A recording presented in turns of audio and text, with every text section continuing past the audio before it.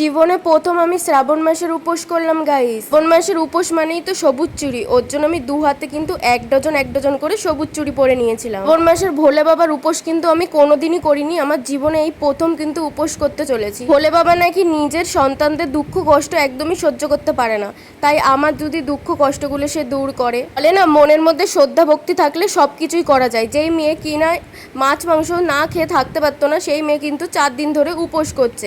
এক বিপত্তানি উপোস, তার পরের দিন নিরামিষ খেয়ে আজকে কিন্তু আমি পুরো নির্জলা উপোস করছিলাম। আমার জীবনে একটা বড় দুর্ঘটনা ঘটেছিল, ওটা ঘটার পর দিন আমি ঠাকুর মানা বন্ধই করে দিয়েছিলাম, এমনকি ঠাকুর পুজো দেওয়াও বন্ধ করে দিয়েছিলাম। এই মেয়ে কিনা আগের দিন নিরামিষ খেয়ে আজকে শিবের মাথায় জল ঢালছে, এটা দেখে কিন্তু আমার বন্ধু বান্ধব, আমার পরিবার সবাই অবাক হয়ে গেছে। আমি মনে করি নিজের কষ্ট দুঃখ একে ওকে শেয়ার না করে নিজের ভগবানকে শেয়ার করা অনেক ভালো, কারণ লোকের কাছে শেয়ার করলে তারা শুধু মজাই নেয়, কিন্তু তোমার বিপদ কিন্তু কমবেও না, উল্টে তোমাকে নিয়ে অনেক হাসি ঠাট্টা করবে। এর জন্য আমার যতই কষ্ট হোক না কেন, এখন আমি শুধুমাত্র ভগবান নিয়েই থাকতে চাই আর ভগবানকেই সব কিছু বলতে চাই। এখানে দেখো আমার কিন্তু শিবের মাথায় জল ঢালা হয়ে গেছিল।